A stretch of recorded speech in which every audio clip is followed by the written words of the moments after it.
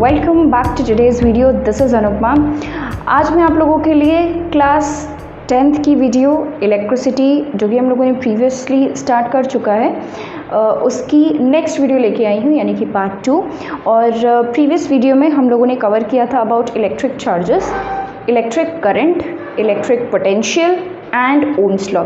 इतने टॉपिक और बहुत इंपॉर्टेंट टॉपिक हम लोगों ने लास्ट वीडियो में कवर कर लिया है। अगर आपने अभी तक नहीं देखा है तो go and watch it, link मैं यहाँ पर दे दूँगी। So this video is going to be very very important. We will do some numericals on the previous formulas जो कि हम लोगों ने प्रीवियस वीडियो में किया था, उस पर कुछ बेस्ड हम न्यूमेरिकल्स इस वीडियो में करेंगे।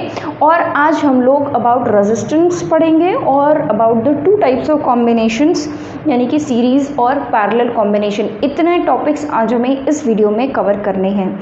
तो I am hoping that you will like my effort. If you do like it then please make sure that you hit the like button and please do not forget to subscribe to the channel to get more of these videos. So let us start with the topic. So आज हम सबसे पहले start करते हैं numerical से, ठीक है। Numerical से तो प्रीवियसली हम लोगों ने कौन कौन से फॉर्मूलेज पढ़ लिए हैं उसको हम कॉर्नर पे यहाँ पे लिख लेंगे और उन्हीं फॉर्मूले को यूज़ करके हम सारे न्यूमेरिकल्स सॉल्व करेंगे। तो एक तो हम लोगों ने चार्ज के बारे में पढ़ा था, ठीक है, चार्ज के बारे में पढ़ा था। और हमने ये पढ़ा था कि इलेक्ट्रॉन पे चार्ज कितना होता है, -1.6 इंटू 10⁻19 कूलम्स। ये मैं क्यों लिखवा रही हूँ, बिकॉज इस चीज़ को हम यूज़ करेंगे हमारे न्यूमेरिकल्स में। उसके बाद हम लोगों ने इलेक्ट्रिक करंट पढ़ा था। इलेक्ट्रिक करंट क्या होता है, चार्ज पर यूनिट टाइम, ठीक है। यूनिट टाइम में कितना चार्ज फ्लो कर रहा है वही क्या होता है हमारा करंट। तो चार्ज पर यूनिट टाइम मतलब क्या कि ऊपर आएगा Q और नीचे आएगा टाइम, ठीक है। Q कूलम में लेंगे और टाइम सेकंड्स में लेंगे, टाइम सेकंड्स में लेंगे, इस बात का ध्यान रखिएगा। नेक्स्ट हमारा है वोल्ट, यानी कि वोल्टेज, पोटेंशियल, ठीक है। इलेक्ट्रिक पोटेंशियल क्या होता है, किसी एक पॉइंट को किसी एक चार्ज को एक पॉइंट से दूसरे पॉइंट तक पहुंचाना ही हमारा क्या होता है, पोटेंशियल डिफरेंस। तो वहीं से फॉर्मूला बन के आया क्या, वर्क पर यूनिट चार्ज, यानी कि ऊपर आ जाएगा work which is the energy भी अगर किसी क्वेश्चन में बोला है तो आप उसको वर्क ही कंसिडर करेंगे, work per unit charge. So these are the three main formulas which you have to use in the numericals. Let us start with the first numerical. Calculate the current when, let's say, 500 coulombs of charge flows in a conductor for 10 minutes, ठीक है। अब आपको calculate करना है क्या, current क्या क्या दिया है, कूलम यानी कि चार्ज दिया हुआ है, Q = 500 कूलम्स दिया हुआ है, और आपको टाइम दिया हुआ यानी कि T दिया हुआ है, कितना दिया हुआ है, 10 मिनट्स। बट मैंने अभी आपको बताया कि टाइम हमेशा किस में लेना है, सेकेंड्स में लेना है, ठीक है। टाइम हमेशा, टाइम की ऐसा यूनिट क्या होती है, सेकेंड्स होती है, तो हमेशा सेकेंड्स में लेना है, ठीक है। तो सेकंड्स में लेने के लिए हम क्या करेंगे, इसको मल्टीप्लाई कर देंगे 60 से। ये तो पता होगा, ये भी बताना पड़ेगा, ये तो पता होगा। आई एम होपिंग आप क्लास 10th में है तो 60 से मल्टीप्लाई करेंगे, ठीक है। तो ये कितने आ जाएंगे, 600 सेकेंड्स आ गया, टाइम आपका आ गया, चार्ज आपके पास है। I = Q/T। Q कितना ले लिया हमने, मतलब मिला है हमें 500 और 600, ठीक है। तो ये कितना आ जाएगा आपका, 6 8 40, 0.83 ampere will be your answer, ठीक है। अच्छा, दो चीज़ आपको ध्यान रखनी है हमेशा कि जब भी आप कोई क्वेश्चन सॉल्व करेंगे, फिजिक्स का करिए, मैथ्स का करिए, ठीक है। बाकी आपके सिर्फ फिजिक्स में ही है न्यूमेरिकल्स, केमिस्ट्री में तो न्यूमेरिकल्स है नहीं, बायो में भी न्यूमेरिकल्स नहीं है। तो जब भी आप न्यूमेरिकल्स सॉल्व करें तो make sure that you put the formula and the answer in the box. At least ये दो चीज़ें तो आप ज़रूर बॉक्स में लिखें और हमेशा गिवन ज़रूर लिखें। Okay, so now let us do question number 2। मान लीजिए क्वेश्चन नंबर 2 हम लेते हैं, calculate the amount of charge through a conductor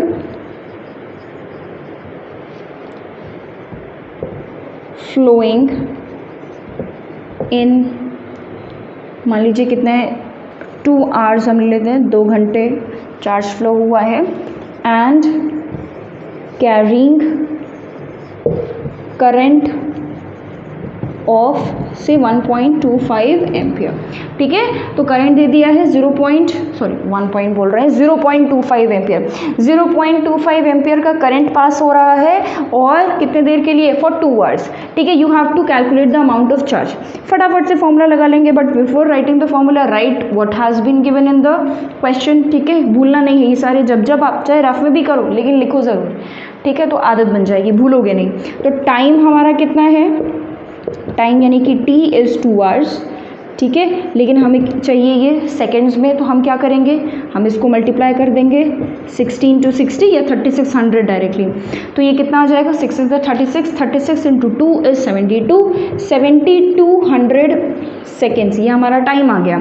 और करंट कितना है, करंट यानी कि I है हमारे पास 0.25 एम्पियर। फॉर्मूला लगा दो फटाक से, I = Q/T। ठीक है, ये फॉर्मूला है हमारा, बॉक्स में डाल दिया इसको बढ़िया। उसके बाद फिर चार्ज निकालना है, Q = I × T हो जाएगा। तो अब Q की वैल्यू निकालने के लिए हम मल्टीप्लाई कर देंगे, I है हमारा 0.25 इंटू टाइम कितना है 7200, राइट, 7200। ठीक है, मल्टीप्लाई करो इसको, तो ये कितना हो जाएगा 1800 क्या निकाला, चार्ज निकाला ना, तो Coulomb's. 1800 Coulomb's is your answer. 2 very basic से क्वेश्चंस फ्रॉम दिस फॉर्मूला। अब थोड़ा सा इसमें चेंज करते हैं, इसको कॉपी कर लो। All right, let's move on to the next question, question number 3। ठीक है, अब ये जो हम लोगों ने इलेक्ट्रॉन की वैल्यू लिखी है, इलेक्ट्रॉन का चार्ज लिखा है ना, अब यहाँ काम आ गया इसका। वैसे तो ये इसकी value, this value will be given to you in the question, but still याद कर लें तो ज़्यादा बेटर है। ठीक है, केमिस्ट्री के पॉइंट ऑफ व्यू से भी वो इम्पोर्टेंट है। Okay, question number 3। मान लीजिए कि 10⁻20 इलेक्ट्रॉन्स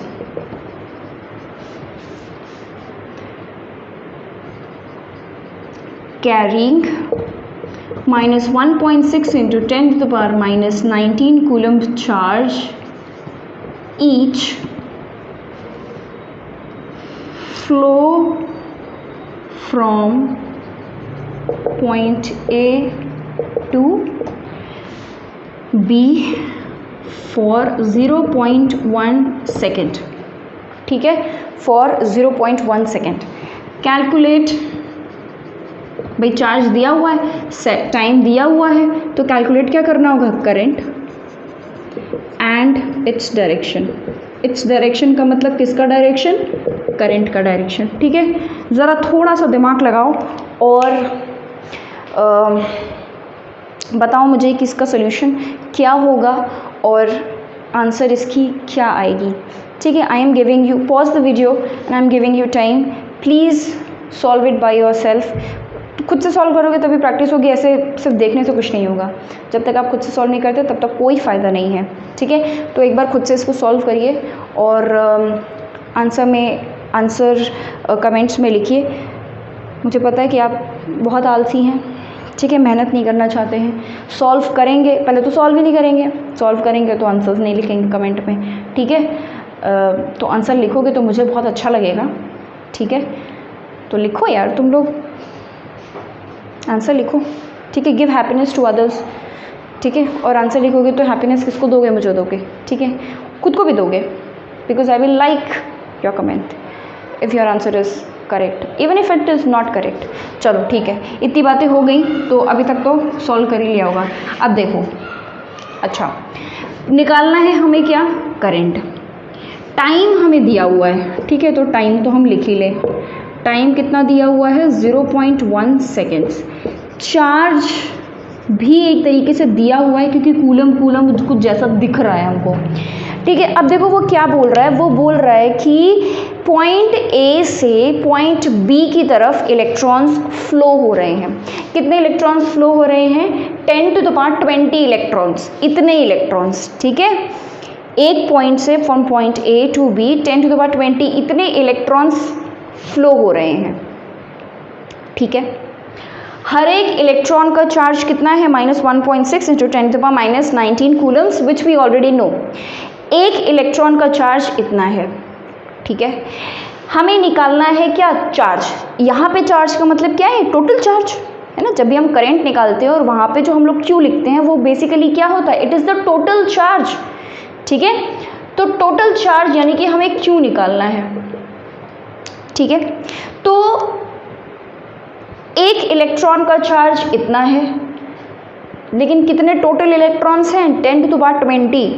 तो 10 टू द पावर 20 इलेक्ट्रॉन्स का चार्ज कितना होगा? क्या करोगे? मल्टीप्लाई तो करोगे भाई। एक इलेक्ट्रॉन का चार्ज इतना दिया हुआ है, मान लो 2 इलेक्ट्रॉन का कितना होगा? क्या करोगे? मल्टीप्लाई करोगे। 10 का कितना होगा? मल्टीप्लाई करोगे टू 10, है ना। तो ठीक वैसे ही जब वो 10 टू द पावर 20 पूछ रहे हो तो आपको क्या करना है? मल्टीप्लाई करना है इसको और इसको, ठीक है। इन जनरल हम Q को Ne भी लिखते हैं। Ne का मतलब क्या हुआ कि N is the number of electrons. भाई जब हम कंडक्टर की बात करते हैं कि मेटल कंडक्टर में कौन इलेक्ट्रॉन्स, कौन इलेक्ट्रिसिटी कंडक्ट कराता है? फ्लो ऑफ इलेक्ट्रॉन, है ना। इलेक्ट्रॉन की वजह से इलेक्ट्रिसिटी कंडक्ट होती है। तो हमने एक जनरल फॉर्मूला बना दिया है ये वाला Ne। N क्या है? नंबर ऑफ इलेक्ट्रॉन कंडक्टर में जितने फ्लो हो रहे हैं। यहाँ कितने फ्लो हो रहे हैं? 10 टू द पावर 20। और ये मतलब चार्ज ऑफ इलेक्ट्रॉन। कितना है चार्ज यहाँ पर? इतना, ठीक है। तो ये आ गया हमारा Q। इसको ज़रा लिख लें। तो N कितना है? नंबर ऑफ इलेक्ट्रॉन्स कितने हैं बताओ ज़रा? 10 टू द पावर 20, ठीक है। और इलेक्ट्रॉन का चार्ज कितना है? 1.6 इंटू 10 टू पावर -19 कूलम्स। अब आप बोलेंगे मैम आपने माइनस नहीं लगाया। मैंने पहले ही बताया था प्रीवियस वीडियो में कि माइनस का कोई सिग्निफिकेंस नहीं है, ठीक है। माइनस बस ये दिखाने के लिए लगाया गया है कि electrons are negatively charge, that's it. उसके मैग्नीट्यूड में कोई इम्पैक्ट नहीं आता चार्ज का। तो जब आप न्यूमेरिकल्स सॉल्व करें तो आप माइनस चार्ज ना ही लगाएं तो बेहतर है, ठीक है। प्लस माइनस करने में कन्फ्यूजन हो जाए, इससे बेटर है कि आप माइनस चार्ज ना लगाएं, ठीक है। तो ये हो गया हमारा चार्ज। अभी हम इसको सॉल्व नहीं करें, या आप सॉल्व भी कर लो, चलो अच्छा सॉल्व कर लेते हैं। 1.6, अब देखो ये बेस सेम है, ठीक है। तो ये आ जाएगा 10। इन दोनों को क्या करोगे? माइनस करोगे तो 20 माइनस 19 आ जाएगा। माइनस करोगे ना इन दोनों को, है ना। मतलब माइनस इन द सेंस कि आप इन दोनों को ऐड करोगे तो 20 माइनस 19 आ जाएगा। तो ये कितना आ जाएगा? 1.6 into 10 which is equal to 16 क्या है ये? कूलम्स। ये आपका चार्ज आ गया, ठीक है। 16 कूलम्स आपका चार्ज आ गया। अच्छा, हमको निकालना है भाई current. I is equal to Q upon T। Q कितना है यहाँ पर? 16। T कितना है? 0.1। क्या आ गया ये? 160 एम्पियर आया। 160 एम्पियर आ गया। चेक करो ज़रा आंसर। अब 160 एम्पियर हमारा करंट आ गया, ठीक है। Put the formulas in the boxes. Now we have to find out the direction. भाई डायरेक्शन कैसे फाइंड आउट होगा? अब देखो ज़रा ध्यान दो कि यहाँ पे इलेक्ट्रॉन का डायरेक्शन बताया हुआ है फ्रॉम A टू B, है ना। इतने इलेक्ट्रॉन्स कैरिंग इतना charge flow from point A to B। भाई पॉइंट A टू B से इलेक्ट्रॉन ट्रैवल कर रहे हैं, तो करंट कौन से डायरेक्शन में ट्रैवल करेगा? Obviously opposite to the direction of electrons. ऐसे ही तो होता है, जिस डायरेक्शन में इलेक्ट्रॉन ट्रैवल करता है उसके एग्जैक्टली ऑपोजिट डायरेक्शन में कौन ट्रैवल करता है? करंट। तो करंट का डायरेक्शन क्या हो जाएगा इसमें? डायरेक्शन ऑफ करंट क्या हो जाएगा? From B to A। I hope this is understood, ठीक है। Please write this down. All right, so now let us take one more example. थोड़ा सा ट्रिकी होगा ये। ट्रिकी क्या होगा? मतलब थोड़ा सा घुमाया हुआ होगा और कुछ नहीं। एक ही क्वेश्चन में मल्टीपल क्वेश्चंस पूछे हुए होंगे, that's it. There is no tricky question as such. चलो let us see question number 4। Question number 4 ये कह रहा है कि थोड़ा बहुत लंबा सा क्वेश्चन है।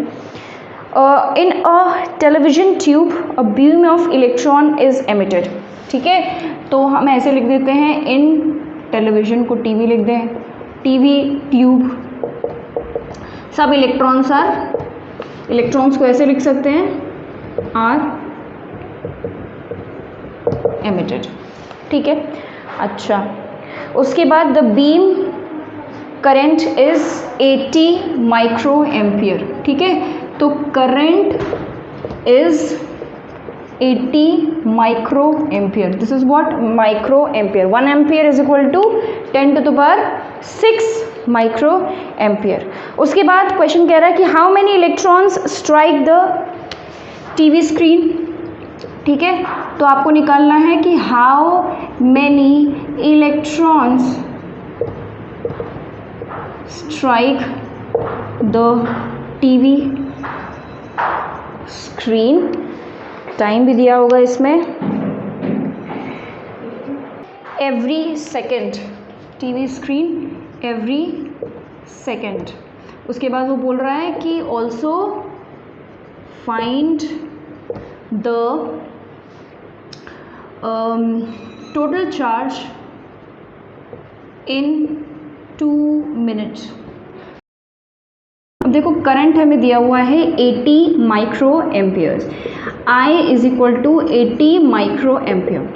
अब देखो 1 ampere is equal to 1 ampere is equal to 10 to the power 6 micro ampere, ठीक है। यानी कि 1 micro ampere will be equal to 10 to the power -6 ampere, ठीक है। कैसे निकाला भाई, 1 एम्पियर में 10 to the power 6 micro ampere है, ये 10 टू द पावर 6 जब इधर लेके आओगे तो नीचे आ जाएगा, ठीक है, नीचे आ जाएगा, मतलब कि 10 टू द पावर -6 एम्पियर, ठीक है। समझ आ जाता है तो अच्छी बात है, नहीं तो फिर इसको याद कर लो, ठीक है। तो यानी कि 80 micro ampere will be equal to 80 into 10 to the power -6 ampere. तो ये हो गया हमारा करंट। उसके बाद फिर टाइम हमको दिया हुआ है सेकेंड्स में, ठीक है, सेकेंड्स में, यानी कि 1 सेकेंड, एवरी सेकेंड बोल रहा है ना, तो यानी कि 1 second. Now let us talk about Q. क्या क्यू कहीं दिया हुआ है? नहीं। क्वेश्चन में फर्स्ट पार्ट, ये तो सेकंड पार्ट है, ऑल्सो फाइंड द चार्ज, ये तो सेकंड पार्ट है। फर्स्ट पार्ट में हमें कहीं पर चार्ज नहीं दिया हुआ है, ठीक है। In fact we have to find out how many electrons, मतलब कि नंबर ऑफ इलेक्ट्रॉन्स हमें फाइंड आउट करना है, चार्ज हमें नहीं दिया हुआ है। लेकिन हमने इससे प्रीवियस वाले क्वेश्चन में चार्ज का एक फॉर्मूला पढ़ा था, NE। जब भी आपको नंबर ऑफ इलेक्ट्रॉन्स कहीं दिखे क्वेश्चन में पूछता हुआ या बताता हुआ, तो आप समझ जाइए कि आपको यहाँ पर चार्ज के लिए ये वाला फॉर्मूला कहीं ना कहीं यूज़ करना है, ठीक है। तो Q is equal to NE, charge हमें पता नहीं है, तो हम क्या कर सकते हैं, C, we know this formula, I is equal to Q upon T। अब Q की जगह पे मैं ये भी तो लिख सकती हूँ, क्या लिख सकती हूँ, I is equal to NE upon T लिख सकते हैं, है ना। This was the main formula और हमने यहाँ से ये डिराइव कर लिया। अब मुझे क्या निकालना है, I have to find the number of electrons, यानी कि मुझे N की वैल्यू निकालनी है। N तो होते हैं नंबर ऑफ इलेक्ट्रॉन्स, E क्या है, चार्ज, कितना चार्ज, ये इलेक्ट्रॉन पे कितना चार्ज है उसको हम डिनोट करते हैं E से। तो यहाँ से N का फॉर्मूला निकाल सकते हैं, N के क्या हो जाएगा, T ऊपर चला जाएगा, is equal to IT divided by E, ठीक है। समझ आ गया ये, I hope this is clear. All right, अब जरा इसमें फॉर्मूला वैल्यूज पुट करो। तो N is equal to I कितना है, 80 into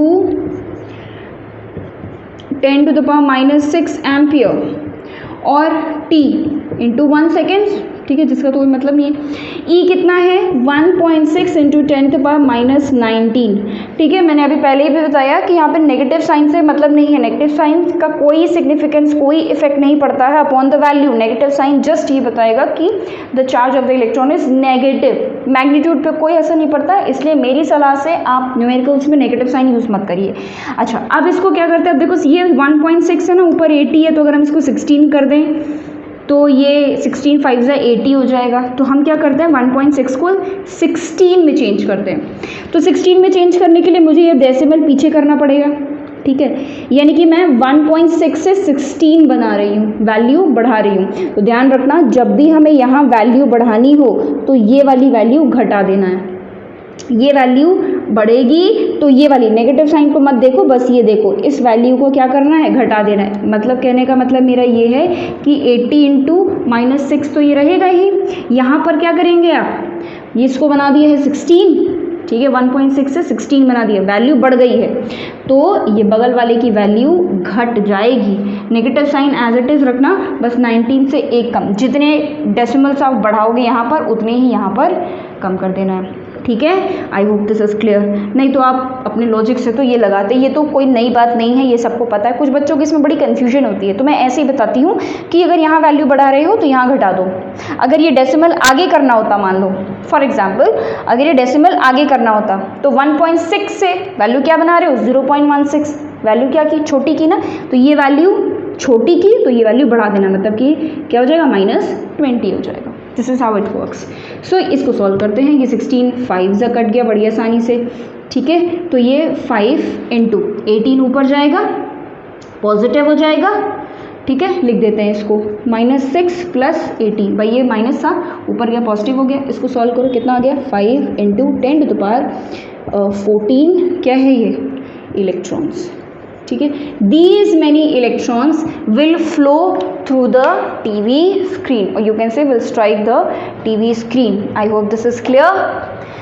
next we have to find out the charge in 2 minutes, ठीक है। तो चार्ज ज़रा निकाल लो, इसमें तो कुछ टेंशन ही नहीं है, आपको करंट पता है, ठीक है, करंट पता है, टाइम दे दिया है, चार्ज निकालना है, बहुत आसान है ये तो, ठीक है। हमारा जो ट्रेडिशनल फॉर्मूला है वही यूज़ होकर निकल जाएगा। ट्राई करिए, इसको निकालिए, पॉज करिए video and find it by yourself, ठीक है। I hope you must have done this.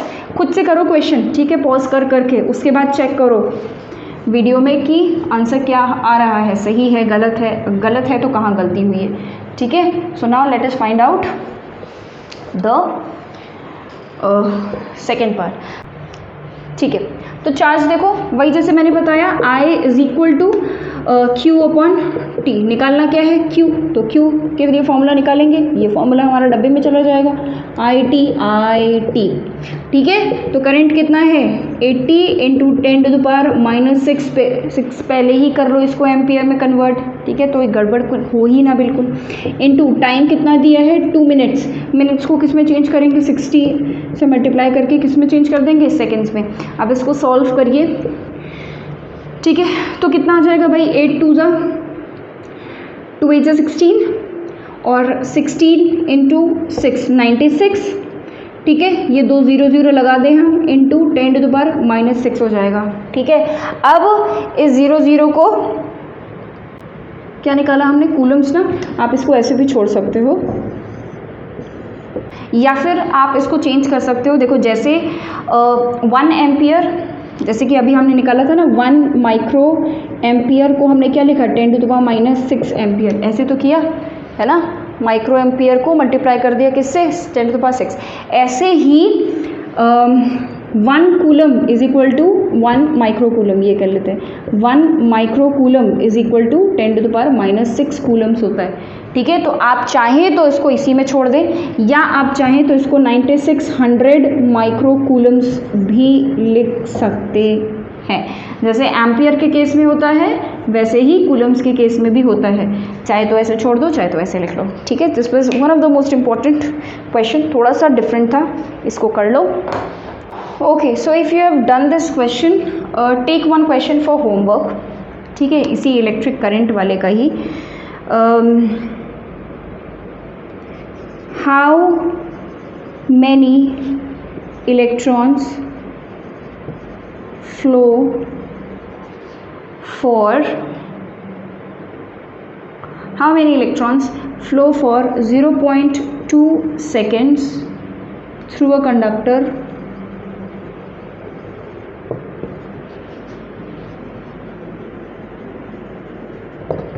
drawing say 0.5 ampere current, ठीक है। तो आपको क्या निकालना है, नंबर ऑफ इलेक्ट्रॉन्स निकालना है। इसमें आपको ये वाला फॉर्मूला भी यूज़ करना है और Q = NE वाला फॉर्मूला भी यूज़ करना है।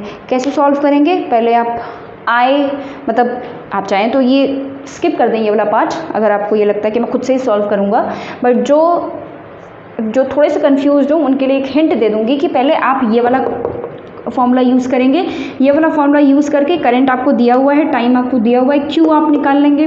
बट आपको क्यू नहीं पूछा है, यहाँ पर क्या पूछा है, हाउ मेनी इलेक्ट्रॉन्स। तो क्यू की वैल्यू आ जाएगी तो आप ये वाला फॉर्मूला निकाल के नंबर ऑफ इलेक्ट्रॉन्स यानी कि एन की वैल्यू निकाल सकते हैं। Let's just move on and do some questions on potential difference. ना पोटेंशियल डिफरेंस पे तो बड़े ही ऐसे नॉर्मल से क्वेश्चंस करेंगे हम लोग, क्योंकि उस पर ऐसे ही सिंपल क्वेश्चंस आते हैं, ठीक है। For example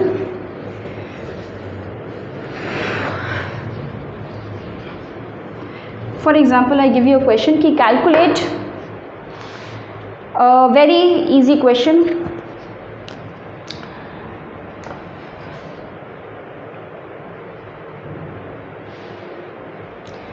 question number 5, calculate the potential difference, या हम वोल्टेज लिखते हैं, ठीक है। क्वेश्चन में पोटेंशियल डिफरेंस भी लिख के आ सकता है, वोल्टेज भी लिख के आ सकता है। तो calculate the voltage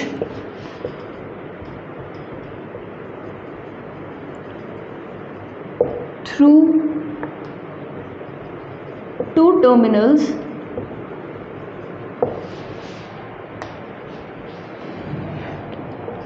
in which say 100 joules of work is done to carry 200 coulombs of charge। Very easy, very basic, ठीक है। तो हमें क्या दिया हुआ है, 100 जूल्स, यानी कि मैंने आपको बताया था work is equivalent to energy. तो वर्क 100 जूल्स हमारा दिया हुआ है और हमें चार्ज दिया हुआ है, क्यू दिया हुआ है कितना, 200 coulombs. V is equal to W upon Q, V is equal to W upon Q, ठीक है। अब W कितना है 100, Q कितना है 200, ठीक है। तो ये कितना आ जाएगा 100 एंड 200, वाह वाह क्या बात है, 0.5 वोल्ट्स आ गया, ठीक है। 0.5 वोल्ट्स आंसर आ गया। Let us take one more question. और अगला क्वेश्चन हम ये लेते हैं कि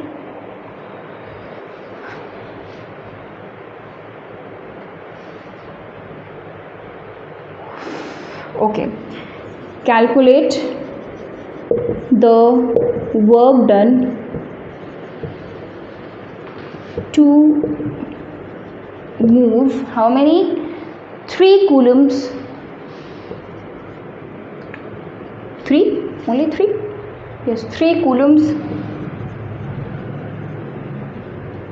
of charge from a point of 38 volts to a point of 48 volts। वाह, very good, very nice question, ठीक है। कैलकुलेट करना है क्या, वर्क डन, दिया क्या हुआ है, चार्ज दिया हुआ है, साफ साफ दिख रहा है। तो हम जो चीज़ें हमें दी हो वो हम लोग सबसे पहले लिखे, Q is equal to 3 coulombs दिया हुआ है। उसके बाद दिया हुआ है 2 वोल्टेज आपको दिखाई दे रहे होंगे, ठीक है। ये 2 वोल्टेज क्या है, ये एक पॉइंट पे इलेक्ट्रिक पोटेंशियल है और ये दूसरे पॉइंट का इलेक्ट्रिक पोटेंशियल है, ठीक है। तो हम क्या निकाल लेंगे यहाँ से, we can find out the voltage, या ये कह लीजिए कि पोटेंशियल डिफरेंस कैसे निकाल लेंगे, 48 माइनस 38, डिफरेंस निकाल लिया, कितना आया 10 वोल्ट्स आ गया। भाई पोटेंशियल डिफरेंस क्या होता है, पोटेंशियल डिफरेंस क्या होता है, कितना डिफरेंस है कॉन्सेंट्रेशन में, वोल्टेज में, ठीक है। तो एक का 48 है, एक का 38 है, माइनस कर दो, डिफरेंस आ जाएगा। तो पोटेंशियल डिफरेंस कितना आ गया 10 वोल्ट्स।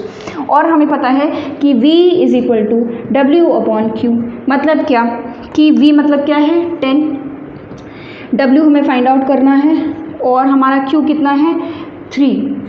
कितना खूबसूरत और आसान क्वेश्चन। Work done is equal to 30 joules, ठीक है। तो 30 जूल्स की एनर्जी चाहिए 3 कूलम ऑफ चार्ज को इस पॉइंट से इस पॉइंट तक पहुंचाने के लिए। सो वोल्टेज में इतने ही क्वेश्चंस अभी हम कर रहे हैं, ठीक है। और अब हम लोग स्टार्ट करते हैं हमारा रेजिस्टेंस। अब देखो लास्ट वीडियो में हमने ओम्स लॉ कवर कर लिया था, ठीक है। ओम्स लॉ क्या बताता है? ओम्स लॉ ये बताता है कि पोटेंशियल डिफरेंस और you can say potential is directly proportional to electric current flowing through a circuit, ठीक है। डायरेक्टली प्रोपोर्शनलिटी का जो साइन है वो हटाने के लिए हमने एक प्रोपोर्शनलिटी कांस्टेंट लगाया था, वो था R, ठीक है। तो हमने ये पढ़ा था कि V is directly proportional to I और V is equal to IR, where R क्या था हमारा? रेजिस्टेंस। R क्या था? रेजिस्टेंस, ठीक है। R is the resistance. All right then, अब रेजिस्टेंस होता क्या है? देखो मान लो कि ये एक कंडक्टर है। आप बहुत ही आसान से शब्दों में, मैं पहले इसका सिग्निफिकेंस बता दूं, then we will move on to the formula, ठीक है। रेजिस्टेंस का सिग्निफिकेंस क्या होता है, फटाफट समझो ज़रा। देखो रेजिस्टेंस जो है डिनोट किया जाता है R से और इसका यूनिट होता है ओम, ठीक है। यूनिट क्या होता है? ओम। यूनिट को हम ऐसे लिखते हैं, ठीक है। अब रेजिस्टेंस को आप समझिए ट्रैफिक, ठीक है। रेजिस्टेंस को कैसे समझना है? ट्रैफिक। हमेशा जब भी रेजिस्टेंस बात आ जाए तो दिमाग में क्या लेके आना है? ट्रैफिक। कैसे ये ट्रैफिक है? देखो रेजिस्टेंस का काम क्या है? इलेक्ट्रिसिटी को रोकना, रेजिस्ट करना, वहीं से नाम इसका पड़ा है रेजिस्टेंस। तो किसी कंडक्टर में अगर इलेक्ट्रिसिटी फ्लो हो रही है, ठीक है, तो हर एक कंडक्टर में कुछ ना कुछ रेजिस्टेंस होगा। हर कंडक्टर का अपना अलग अलग रेजिस्टेंस होता है। अगर आपने कॉपर की वायर ली है तो उसका अपना अलग रेजिस्टेंस होगा, सिल्वर की वायर ली है तो अपना अलग रेजिस्टेंस होगा। इसीलिए हम मेटल्स में क्लासीफाई कर सकते हैं कि अच्छा इसका रेजिस्टेंस, इसमें इलेक्ट्रिसिटी अच्छे से कंडक्ट होती है। Silver is the best conductor. क्यों? क्योंकि उसमें रेजिस्टेंस कम है, ठीक है। रेजिस्टेंस कम है यानी कि ट्रैफिक कम है, इलेक्ट्रिसिटी फर से आराम से दौड़ जाएगी, है ना। Electrons can move easily. So resistance is basically the ability of a conductor, mark my words, of a conductor to resist the flow of electrons or you can say resist the flow of current, ठीक है। तो कैसे होता है? देखो मान लो कि ये एक मेटल का कंडक्टर है। हमने पढ़ा था कि मेटल के कंडक्टर में कैसे इलेक्ट्रॉन, कैसे करंट ट्रैवल होता है। तो कैसे होता है? मान लो कि ये कुछ एटम्स होंगे, भाई एटम्स से तो बना होगा ना मेटल, तो ये metal has a tendency to lose electron. तो मेटल को ज़रा सी भी एनर्जी मिली तो फिर वो इलेक्ट्रॉन को लूज़ कर देगा। इलेक्ट्रॉन जब लूज़ हो गए तो इलेक्ट्रॉन कैन मूव फ्रीली, ठीक है। इलेक्ट्रॉन्स, ये रहे इलेक्ट्रॉन्स, और ये जो डॉट डॉट मैंने बनाए हैं ये मान लो कि क्या है? एटम्स थे। लेकिन एक बार इलेक्ट्रॉन्स रिलीज करने के बाद वो क्या बन जाएंगे? वो बन जाएंगे क्या? आयंस, ठीक है। तो अब इस कंडक्टर में पॉजिटिव चार्जेस यानी कि आयंस भी हैं और नेगेटिव चार्जेस यानी कि इलेक्ट्रॉन्स भी। पर मूव कौन करेगा? इलेक्ट्रॉन मूव करेगा, क्योंकि इलेक्ट्रॉन हल्का होता है, पॉजिटिव चार्ज बहुत भारी होता है, ठीक है। जो कटायंस होते हैं, पॉजिटिव चार्ज मतलब कि कटायंस काफ़ी हैवी होते हैं, so they are not able to move, only electrons will move, ठीक है। तो अब इलेक्ट्रॉन मूव करेगा। मान लो कि ये है पॉजिटिव और ये है नेगेटिव टर्मिनल। हमने मान लीजिए कि हमने क्या किया है? एक बैटरी लगा दी है यहाँ पर। अब जैसे बैटरी लगाओगे वैसे इलेक्ट्रॉन्स मूव करना स्टार्ट करेगा। लेकिन क्या ऐसा है कि इलेक्ट्रॉन को मूव करने में कोई डिफिकल्टी नहीं होगी? अरे क्यों नहीं भाई, बीच बीच में इतनी भीड़ जो लगी हुई है कि नहीं, ट्रैफिक है ये। तो ये जो कटायंस होते हैं they create a traffic in between the conductor and they oppose the flow of electron। अब इलेक्ट्रॉन मूव कर रहा है, बीच में इतने लोग हैं, ठीक है। जितने ज़्यादा आयंस होंगे यहाँ पर रेजिस्टेंस उतना ज़्यादा बढ़ेगा, इलेक्ट्रॉन का फ्लो उतना धीरे हो जाएगा। बहुत भीड़ है, इलेक्ट्रॉन मूव ही नहीं कर पा रहा। खाली सड़क अगर होगी, इक्का दुक्का लोग होंगे, इक्का दुक्का अगर कटायंस होंगे तो इलेक्ट्रॉन बहुत तेज़ी से मूव कर जाएगा। तो यही जो प्रेजेंस ऑफ आयंस हैं इन अ कंडक्टर, जो कि इलेक्ट्रॉन का मूवमेंट रेजिस्ट कर रहे हैं, और इलेक्ट्रॉन का मूवमेंट रेजिस्ट करने से वो बेसिकली क्या कर रहे हैं? करंट का मूवमेंट रेजिस्ट कर रहे हैं। इसी को हम बोलते हैं क्या? रेजिस्टेंस। सो बेसिकली रेजिस्टेंस के पीछे कॉन्सेप्ट क्या है? यही कॉन्सेप्ट है, ठीक है। क्या? कि इलेक्ट्रॉन मूव नहीं कर पा रहा, ठीक है। अब ये जो रेजिस्टेंस है ये डिपेंड करता है किस पे? ये डिपेंड करता है कुछ फैक्टर्स पे। Let us find out those factors. ठीक है, तो फैक्टर्स अफेक्टिंग रेजिस्टेंस। ठीक है, कौन कौन से फैक्टर्स हैं? अभी मैंने बताया कि रेजिस्टेंस क्या है, ट्रैफिक। ठीक है, तो अच्छा मुझे ये बताओ कि अगर मान लो कि मुझे यहाँ से I am in Lucknow and I have to go to for example Gorakhpur. ठीक है, गोरखपुर मुझे जाना है फॉर सम वर्क, और कुछ टाइम बाद मुझे साउथ में भी जाना है मान लो। अब मुझे ये बताओ कि मुझे कहाँ जाना मेरे लिए आसान है, गोरखपुर जाना आसान है या मुझे साउथ में किसी स्टेट में जाना आसान होगा, या किसी डिस्ट्रिक्ट किसी प्लेस में जाना आसान होगा? Obviously to the south, because south क्या है, साउथ काफ़ी लंबा रूट है, मुझे बहुत सारे पॉइंट्स मिलेंगे, अलग अलग पॉइंट्स मिलेंगे जहाँ पे मुझे ट्रैफिक फेस करना पड़ेगा। गोरखपुर में ट्रैफिक मिलेगा बट हो सकता है कि थोड़ा कम मिले, ऑब्वियसली रूट छोटा है ना, तो यानी कि लेंथ जितनी ज़्यादा होगी, है ना, ट्रैफिक उतना ज़्यादा होगा। यानी कि हम ये कह सकते हैं कि जो रेजिस्टेंस है, ट्रैफिक मतलब क्या, resistance is directly proportional to length, है कि नहीं? जितना ज़्यादा लंबा रास्ता उतनी ज़्यादा ट्रैफिक, जितना छोटा रास्ता उतना कम ट्रैफिक।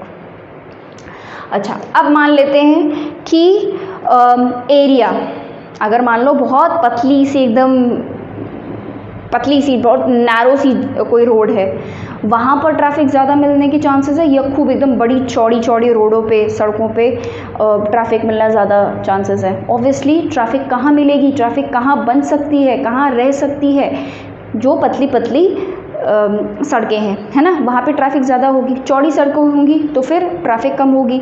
तो traffic also depends upon area. Traffic मतलब क्या, रेजिस्टेंस, है ना। तो रेजिस्टेंस जितना ज़्यादा एरिया होगा, भीड़ उतनी कम, ट्रैफिक उतनी कम। यानी कि हम ये कह सकते हैं कि resistance is inversely proportional to area. Area ज़्यादा है, रेजिस्टेंस कम है, भीड़ कम है, इलेक्ट्रॉन फर से भागेगा।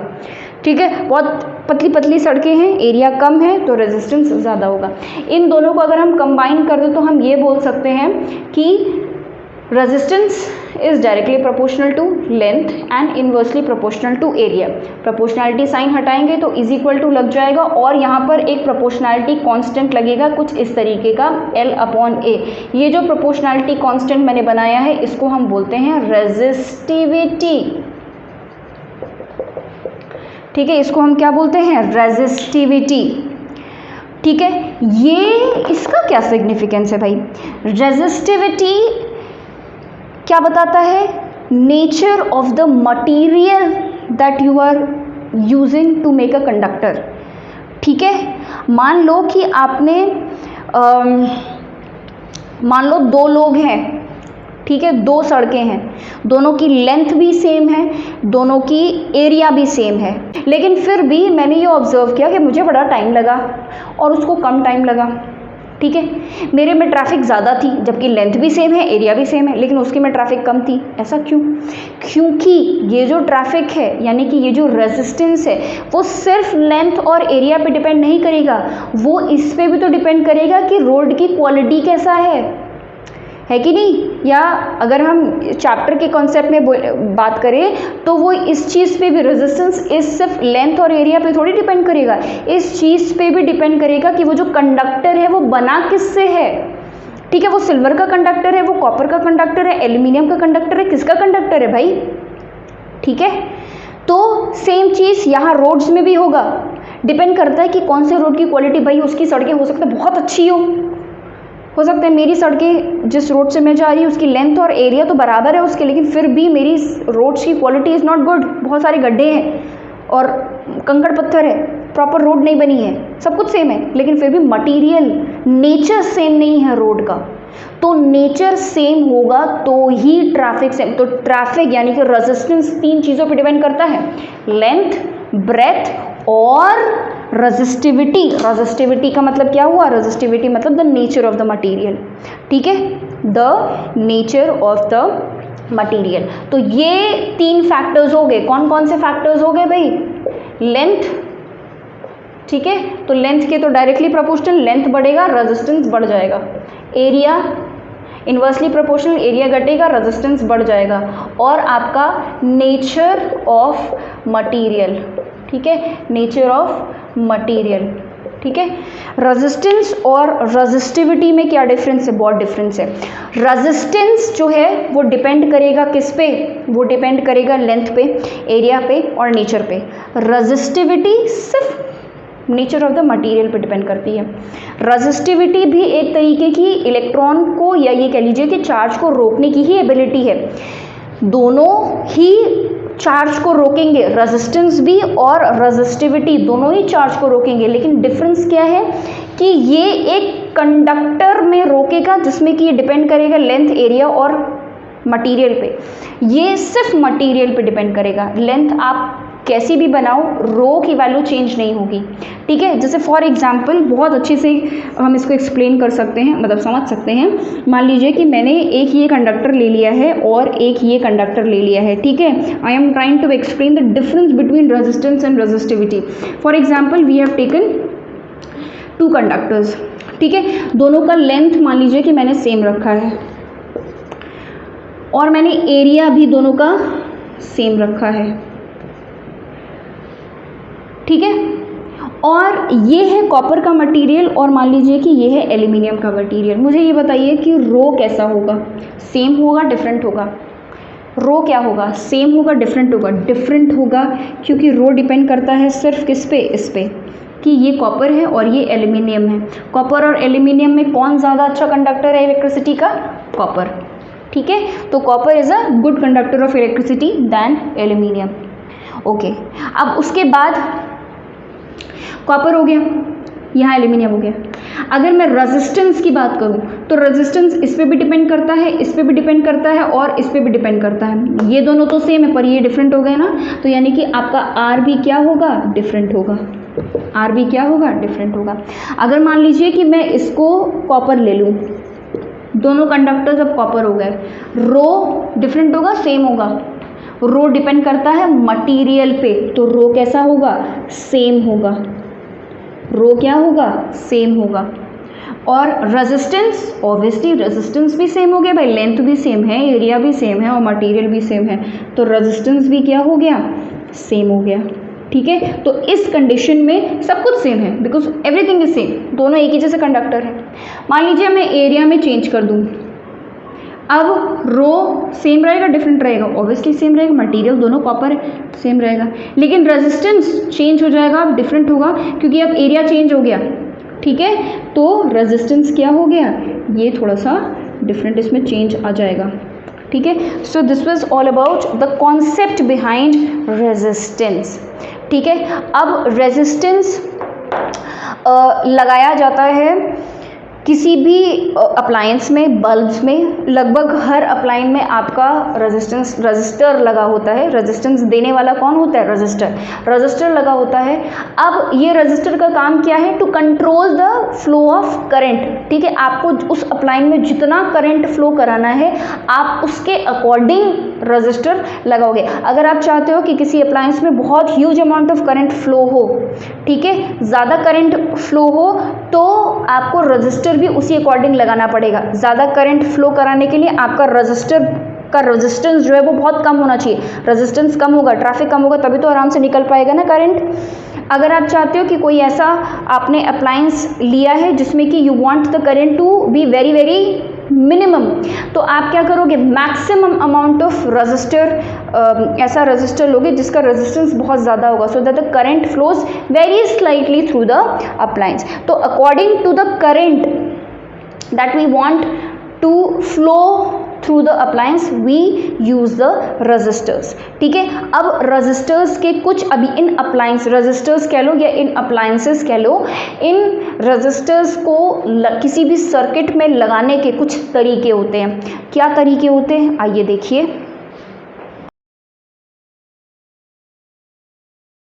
ओके, सो इन रजिस्टर्स को किसी भी सर्किट में लगाने के 2 तरीके होते हैं। पहले तो सर्किट क्या होता है? सर्किट क्या है?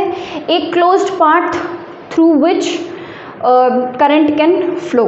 ठीक है, कोई भी क्लोज पाथ जिसमें कि करंट फ्लो हो सकता है। अब इस सर्किट में आप बैटरी लगाओगे तो ही करंट फ्लो होगा ऑब्वियसली, क्योंकि बैटरी क्या देगा, it will provide the energy for the electron to flow in a particular direction. उसके बाद आपको एक कंडक्टर वायर यूज़ करना है, वो वायर किसी अच्छे कंडक्टर का होना चाहिए। ठीक है, और you will use some appliance, जैसे आपने बल्ब लगा लिया या कोई दूसरा अप्लायंस लगा लिया, और इस बल्ब में क्या होगा, रजिस्टर होगा। ठीक है, अब रजिस्टर को हम कैसे डिनोट करते हैं, इस तरीके से। ठीक है, this is the way we denote a resistor in a circuit. ठीक है, सर्किट का सिंबल है ये। ठीक है, ये इस तरीके से हम रजिस्टर को डिनोट करते हैं। एक और टाइप का रजिस्टर होता है जिसको हम बोलते हैं वेरिएबल रजिस्टर। ठीक है, वेरिएबल रजिस्टर बोलते हैं, ये नॉर्मल रजिस्टर है। ठीक है, there is one more type of resistor जिसको हम बोलते हैं वेरिएबल रजिस्टर, या हम इसको रियोस्टैट भी बोलते हैं। ठीक है, रियोस्टैट भी बोलते हैं। ये कुछ एक इतना बड़ा एक राउंड ट्यूब जैसा होता है जिसमें कि ऊपर एक नॉब तो नहीं बोलेंगे, कुछ ऐसा लगा होता है जिसको आप मूव करो तो वो रजिस्टर आप चेंज कर सकते हो। ठीक है, अब ये जो रजिस्टर है, मान लीजिए कि अगर ये 6 ओम का रजिस्टर है। ठीक है, 6 ओम का रजिस्टर है, तो ये जो वैल्यू है इस रजिस्टर की, ये फिक्स्ड है, ये चेंज नहीं होगी। ठीक है, this value will not change. But in case of variable resistor और रियोस्टैट, आप रियोस्टैट की पिक्चर मैं यहाँ दिखा दूंगी। ठीक है, तो रियोस्टैट में जो ऊपर वाला जो नॉब है, इसको आप मूव कर सकते हो। Basically it is not a knob, slider you can से। इस स्लाइडर को आप मूव कर सकते हो और उस अकॉर्डिंग आपका जो रेजिस्टेंस है सर्किट में वो चेंज हो जाएगा। तो इसको हम किस तरीके से डिनोट करते हैं, थोड़ा सा अलग सा सिंबल बनाते हैं इसका, ये है इसका सिंबल, या फिर हम इसको ऐसे भी, सॉरी ये तो बना गया, ऐसे भी बनाते हैं। ठीक है, सो ये 2 सिंबल हैं इसको बनाने के। ठीक है, okay, so now let us start with the 2 type of connections that can be made out of these resistors। अच्छा, एक अभी मैंने आप लोगों को resistivity बताया, तो resistivity कैसे डिनोट किया जाता है, बाय अ रो, और resistivity का SI यूनिट होता है ओम मीटर। ठीक है, क्या होता है, ओम मीटर। ये छूट गया है इसलिए मैं आपको यहाँ पर बता दे रही हूँ। ओम मीटर कैसे आया, देखो R is equal to rho L upon A, ये हमारा फॉर्मूला आया था। R की यूनिट क्या होती है, ओम्स, ये रो है, L मतलब कि मीटर और एरिया मतलब मीटर स्क्वायर। ठीक है, ये हमारा फॉर्मूला था, मेन फॉर्मूला। और R की SI यूनिट रो, ये रो, बार बार मैं रो क्यों बोल रही, R की SI यूनिट ओम्स, ये हमारा रो है, लेंथ की यूनिट मीटर और ये मीटर स्क्वायर। तो ये तो कट जाएगा, ये कट गया और ये स्क्वायर कट गया, तो ये कहाँ चला गया, ऊपर चला गया। तो रो की यूनिट क्या आ गई, ओम मीटर। ठीक है, तो रो की यूनिट क्या होती है, ओम मीटर। छूट गया था ये, तो इसलिए यहाँ पर कवर करा दिया। ठीक है, let us move on to the 2 types of combination of a resistor. ठीक है, आइए देखते हैं। 2 टाइप के कॉम्बिनेशंस होंगे, एक होगा हमारा सीरीज और एक होगा हमारा पैरेलल। ठीक है, सीरीज एंड पैरेलल। सीरीज में क्या होगा कि आपका जो रजिस्टर्स हैं वो आपके एंड टू एंड इस तरीके से जॉइंट होंगे, कुछ इस तरीके का आपका सर्किट यहाँ पर बनता है। पैरेलल में क्या होता है कि आपका जो सर्किट है वो कुछ इस तरीके का बनता है, जो आपके रेजिस्टेंस है, वो रजिस्टर्स हैं वो पैरेलल रखे गए होंगे और पैरेलल कनेक्टेड होंगे।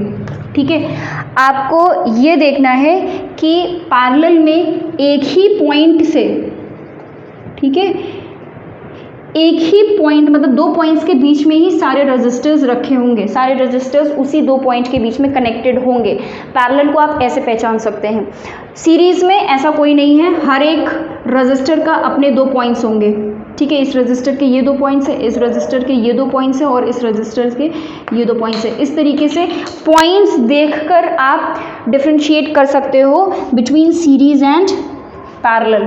ठीक है, पैरेलल में पॉइंट्स कॉमन होंगे, इस रजिस्टर का भी यही 2 पॉइंट है, इस रजिस्टर के लिए भी यही 2 पॉइंट और इसके लिए भी यही 2 पॉइंट। ठीक है, कई बारी कंफ्यूज कर दिया जाता है सिर्फ इतना देख के कि ये इस तरीके से लगाया हुआ है, सिर्फ इतना देख के एक के नीचे एक लगाया हुआ है, तो ये आप नहीं मान लेंगे कि ये पैरेलल कनेक्शन है, क्योंकि मैं इसको सीरीज़ भी बना सकती हूँ। ये देखिए, ये देखो सीरीज़ बन गया है ना। तो सिर्फ ये चीज़ देख के नहीं करना है कि ऐसे रखा है तो मतलब पैरेलल ही होगा। ठीक है, पैरेलल देखने के लिए आपको ये देखना है कि सबके पॉइंट्स कॉमन हो। यहाँ पे कॉमन है क्या? नहीं। इस रजिस्टर का पॉइंट ये है, इस रजिस्टर के लिए 2 पॉइंट्स ये है, इस रजिस्टर के लिए 2 पॉइंट्स ये है। ठीक है, सो 2 कॉमन पॉइंट्स होंगे तो पैरेलल है, अदरवाइज सीरीज़ है। अच्छा, अब सीरीज़ में कुछ बातें, जब भी आप सीरीज़ में बैटरीज को कनेक्ट रजिस्टर्स को कनेक्ट करोगे तो पहली चीज़ तो ये है current will remain same, current will always remain same। और पैरेलल में the current will divide, current जो है वो डिवाइड हो जाएगा। मतलब मान लो कि अगर ये वोल्टेज है, ठीक है, यहाँ पे वोल्टेज कैपिटल V हम दे रहे हैं, ठीक है, तो इसमें पूरे सर्किट में I करंट ही फ्लो करेगा और वही I करंट फ्लो करके वापस आ जाएगा। ठीक है, सेम अमाउंट ऑफ करंट, इसमें भी I, इसमें भी I, इसमें भी I। लेकिन पैरेलल में अगर मान लीजिए कि ये वोल्ट है और यहाँ पर I जा रहा है, ठीक है, तो ये जो I है इसी पॉइंट से करंट जो है वो डिवाइड हो जाएगा। डिपेंड करेगा कि रेजिस्टेंस कितना है। इसका रेजिस्टेंस ज़्यादा है तो यहाँ पर कम करंट जाएगा, इसका रेजिस्टेंस कम है तो यहाँ पर ज़्यादा करंट जाएगा। तो करंट कितने किस तरीके से डिवाइड हो रहा है ये डिपेंड करता है कि रेजिस्टेंस कितना है। तो मान लो कि यहाँ पर I1 गया, यहाँ I2 गया और यहाँ मान लीजिए कि I3 गया, कुछ इस तरीके से करंट डिवाइड हो गया। सीरीज में नेक्स्ट वोल्टेज का क्या हाल होता है? वोल्टेज विल डिवाइड, वोल्टेज जो है यहाँ पर डिवाइड हो जाएगा। ठीक है, इन 2 पॉइंट्स, क्योंकि पॉइंट्स चेंज हो गए ना, वोल्टेज में तो 2 पॉइंट्स हम बोलते हैं ना हमेशा डेफिनेशन में, क्या बोलते हैं? The potential difference between 2 points, है ना। तो पॉइंट चेंज हो गया तो वोल्टेज तो चेंज होना ही है। तो इस रजिस्टर के लिए ये 2 पॉइंट्स है वोल्टेज का, तो यहाँ पर पॉइंट अलग है तो वोल्टेज अलग, यहाँ पे पॉइंट अलग हो गया वोल्टेज अलग, इन दोनों का पॉइंट अलग हो गया वोल्टेज अलग। यहाँ पर इसके भी यही 2 पॉइंट्स हैं, इस रजिस्टर के लिए भी यही 2 पॉइंट है और इसके तीनों के लिए सेम पॉइंट्स हैं, यानी कि तीनों में सेम वोल्टेज ट्रैवल करेगा, V और V। ठीक है, सेम वोल्टेज तीनों में ट्रैवल करेगा। ठीक है, तो यहाँ पर हम ये लिख सकते हैं कि voltage will remain same or you can say constant। ठीक है, so the voltage will remain same or you can say constant।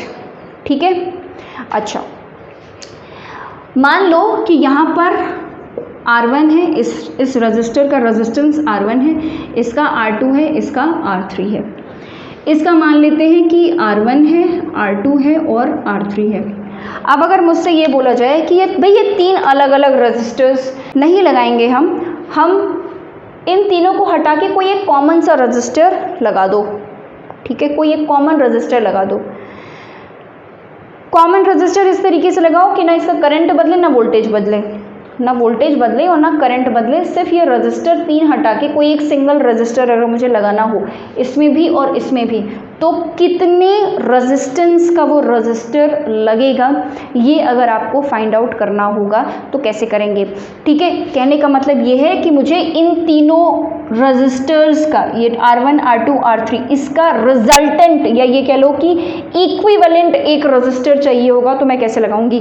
इन तीनों का अगर मुझे एक इक्विवेलेंट रजिस्टर चाहिए होगा तो मैं कैसे लगाऊंगी, मुझे यही फाइंड आउट करना है। तो कैसे फाइंड आउट करेंगे, पहले इसको इतना डिफरेंसेस लिख लो so that I can erase this। Okay, so now let us quickly find out the equivalent resistance। ठीक है, ओके, तो मान लीजिए कि जो इक्विवेलेंट रेजिस्टेंस मुझे फाइंड आउट करना है उसको मैं मान लेती हूँ यहाँ पर RS, सीरीज़ का है ना तो RS, और यहाँ पर मान लेती हूँ RP, पैरेलल है ना इसलिए RP। अच्छा, अब यहाँ पे कौन सी चीज़ डिवाइड हो रही है, कैसे डिराइव करेंगे आप, कैसे फॉर्मूला निकालेंगे, ठीक है। तो सबसे पहले वही चीज़ पकड़नी है जो चीज़ डिवाइड हो रही है। यहाँ क्या डिवाइड हो रहा है, वोल्टेज, तो हम ऐसे लिख सकते हैं V is equal to V1 plus V2 plus V3, है ना, हाँ लिख सकते हैं। और ओम्स लॉ हम लोगों ने पढ़ा था कि V is equal to IR, ठीक है। बस इसी V की वैल्यू यहाँ पर पुट कर देना है। तो इस V के लिए I क्या होगा, करंट, जो ये टोटल V था, वोल्टेज था, ये टोटल करंट, तो I। और टोटल रेजिस्टेंस या इक्विवेलेंट रेजिस्टर क्या लिखेंगे हम, RS। V1 पहले वाले में क्या लिखेंगे, R1, क्योंकि करंट तो सब में सेम है, तो इसमें भी I होगा, इसमें भी I होगा, इसमें भी I होगा, करंट तो चेंज होने नहीं वाला। तो IR2 प्लस IR3। अब I को आप कॉमन ले लो, ठीक है, R1 plus R2 plus R3, I और I कैंसिल हो गया, यानी कि जो हमारा इक्विवेलेंट रेजिस्टेंस आया है इन केस ऑफ सीरीज कॉम्बिनेशन, वो कितना आया है, ये। तो मतलब कि अगर मुझसे ये बोला जाए कि ये एक सर्किट है जिसमें कि 3 रजिस्टर्स मैंने लगाए हुए हैं, मान लो कि ये 10 का है, ये 20 का है और ये 30 का है, ठीक है, और मुझसे ये बोले कि इन तीनों को हटाओ और एक इक्विवेलेंट रजिस्टर यहाँ पे लगा दो, तो मैं क्या लगाऊंगी, 10, 20 और 30, कितने, 60 ओम्स का एक रजिस्टर बढ़िया मैंने यहाँ पर लगा दिया, ठीक है। ये इस तरीके से आपको सॉल्व करना है। बहुत गंदा सा मैंने बनाया है, इसको थोड़ा सा और सही बना दूँ, ठीक है। ये हमने एक बड़ा सा रजिस्टर लगा दिया, कितने ओम का, 60। अभी भी करंट उतना ही फ्लो करेगा, वोल्टेज उतना ही फ्लो करेगा, ठीक है। आइए पैरेलल देखते हैं, इसमें क्या चीज़, जो चीज़ डिवाइड हो रही है बस उसी को सबसे पहले लिख दो। क्या चीज़ डिवाइड हो रही है, I is equal to I1 plus I2 plus I3, ठीक है। I का फॉर्मूला यहाँ से निकालो, क्या आ जाएगा, V अपॉन R, है ना, V अपॉन R। तो V अपॉन R हम लिख देंगे, RP ले लेंगे हम, ठीक है, इक्विवेलेंट रेजिस्टेंस RP। अच्छा, I1 के लिए वोल्टेज तो यहाँ पे कॉमन है सब में, तो V अपॉन R1 हो जाएगा प्लस V अपॉन R2 हो जाएगा प्लस V अपॉन R3 हो जाएगा, करेक्ट, राइट, ओके। अब देखो ज़रा, अब क्या करो, V कॉमन ले लो, यहाँ V ले लिया common, VRP is equal to V common ले लिया, ठीक है। 1 upon R1 plus 1 upon R2 plus 1 upon R3 common ले लिया, V and V get cancelled out, तो कितना आया, 1 upon RP is equal to 1 upon R1 plus 1 upon R2 plus 1 upon R3, ठीक है। तो ये हमारा फॉर्मूला आ गया for equivalent resistance in case of parallel combination. तो अगर यहाँ पर ठीक ऐसे जैसे हमने यहाँ पे 10, 20, 30 ले लिया था, अगर यहाँ पर भी मैं 10, 20, 30 ले लूँ, ठीक है, 10, 20 और 30 ले लिया, तो अगर मुझे टोटल रेजिस्टेंस निकालना होगा इसका, तो मैं कैसे निकालूंगी, 1 अपॉन RP अगर मुझे निकालना होगा तो 1 upon 10 plus 1 upon 20 plus 1 upon 30, ठीक है, 1 upon 10 plus 1 upon 20 plus 1 upon 30 कितना आ जाएगा, 60 आ जाएगा। तो ये 6 हो गया प्लस 2, 3 प्लस 2, ओके, तो ये हो गया 11 अपॉन 60, ठीक है, 11 अपॉन 60 आ रहा है यहाँ पर, यानी कि अगर मुझे RP, भाई ये किसकी वैल्यू है, ये 1 अपॉन RP की वैल्यू है, ठीक है, किसकी वैल्यू आ गई, 1 अपॉन RP की। तो अगर RP की वैल्यू निकालनी होगी तो क्या करेंगे, इसका रेसिप्रोकल, ठीक है, आई होप दिखाई दे रहा है, ठीक है। RP की वैल्यू मिटा देते हैं इसको, तो ज़्यादा क्लियरली समझ में आएगा, बहुत हौश पौश हो गया है यहाँ पर, ठीक है। मिटा के मैं फिर से सॉल्व कर रही हूँ यहाँ पे। तो मान लीजिए कि हमने यहाँ पे 3 रजिस्टर्स लिए हैं, ठीक है, कुछ इस तरीके से, और ये सर्किट है हमारा। तो 1 अपॉन RP अगर मुझे निकालना है तो 1 upon 10 plus 1 upon 20 plus 1 upon 30, ठीक है, 60 आ जाएगा LCM। तो 10 6 ज़ा प्लस 2 3 ज़ा प्लस 6 2 ज़ा, कितना आ गया ये 11 अपॉन 60, ठीक है, 11 अपॉन 60। ये किसकी वैल्यू आई, 1 अपॉन RP की आई है, तो RP की वैल्यू कैसे आ जाएगी, 60 अपॉन 11, ठीक है। Alright, so this was all about today's video, and I know that the video is a bit long, but I have tried to cover most of the important topics in this video. हमने numericals भी कर लिए previous videos के, और हमने अब registers complete कर लिया है, दोनों कॉम्बिनेशंस कर लिया है. नेक्स्ट वीडियो में हम इनके कुछ न्यूमेरिकल्स करेंगे, और फिर हमारे हीट और पावर का छोटे छोटे टॉपिक्स रह जाएंगे जिसको हम इंडिविजुअली पिकअप कर लेंगे. ठीक है, एक वीडियो हीट पे और एक वीडियो पावर पे. नेक्स्ट वीडियो में मैं सिर्फ इसके न्यूमेरिकल्स अलग अलग पैटर्न में रजिस्टर्स लगे होंगे तो उसको कैसे सॉल्व करना है उसके न्यूमेरिकल्स पे मैं नेक्स्ट वीडियो आपके लिए बना के लेके आऊँगी. So this was all for today's video. I hope that you liked my effort and you enjoyed the video, और आपको काफ़ी सारी चीज़ें समझ में आई होगी और बेनिफिट मिला होगा. If yes मिला तो please like the video, subscribe to the channel because it is completely free, and please put your thoughts in the comments. Any query that you have, anything that comes in your mind, please put it in the comment section. Also, you can now connect to me on Telegram, and you can message me on Telegram. I have mentioned the link of my Telegram channel in the description. Go and watch it, and in case you have any doubt or you want some questions for practice, I will provide you with that, and I will also start providing the PDFs of the notes for class 9th and 10th science in the Telegram channel. So go and follow it, go and subscribe to the channel, and do get connected. Thank you so much. Bye bye.